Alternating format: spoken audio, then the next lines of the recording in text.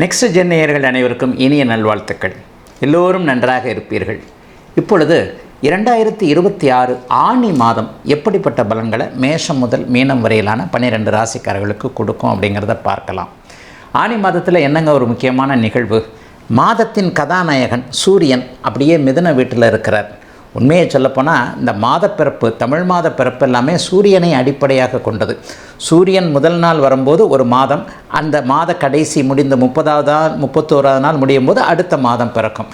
அப்போ ஆனி மாதத்தில் எப்போதுமே சூரியன் காலபுருஷனுடைய 3வது வீடு என்று சொல்லப்படக்கூடிய மிதுன வீட்டிற்கு வருவார். அப்போ அந்த மிதுன வீட்டில் அவர் உங்களுடைய ராசிக்கு எத்தனையாவது வீட்டில் வருகிறார் என்பதை பொறுத்து இந்த மாத பலன்கள் கண்டிப்பாக நடக்கும். சூரியன் எப்போவுமே 3, 6, 10, 11ஆம் இடங்களுக்கு வரும் பொழுது உங்கள் ராசிக்கு 3, 6, 10, 11ஆம் இடங்களில் வரும்போது உபசய ஸ்தானங்கள்னு சொல்லுவோம். வெற்றியை கொடுக்கக்கூடிய இந்த ஸ்தானத்தில் 3, 6, 10, 11 வரும் பொழுது மிகப்பெரிய நல்ல பலன்களை கண்டிப்பாக செய்வார். இந்த மாதம் செவ்வாயுடைய மாற்றமும் நடக்குதுங்க.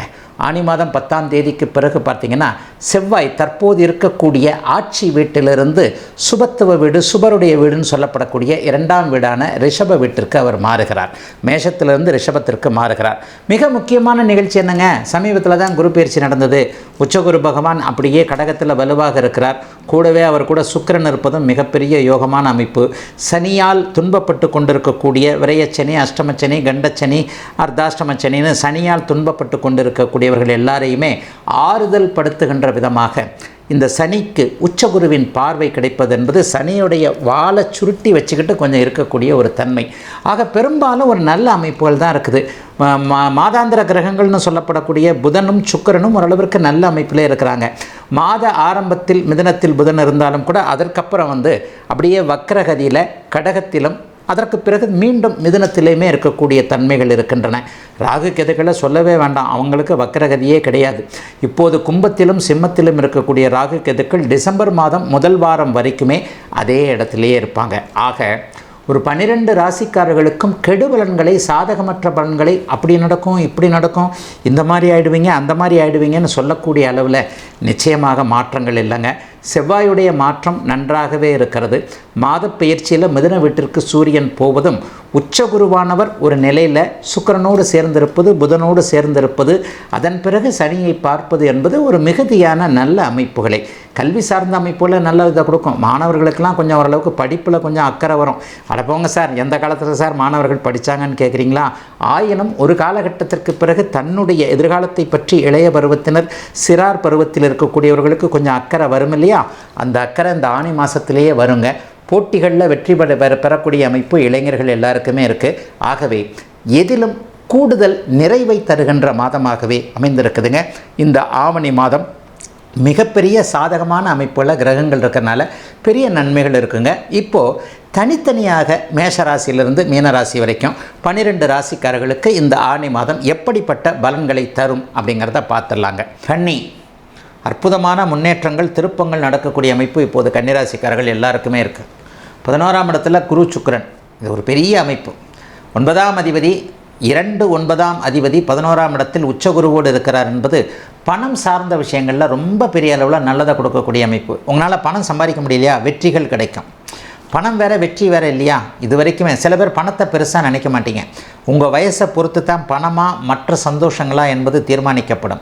ஒரு 18, 20 வயசு பையனுக்கு கோடி கோடியாக பணத்தை கொடுக்கறத விட ஆணாக இருந்தால் பெண்ணாலும், பெண்ணாக இருந்தால் ஆணாலும் சந்தோஷம் கிடைக்கக்கூடிய வயசு தான் அந்த வயசு.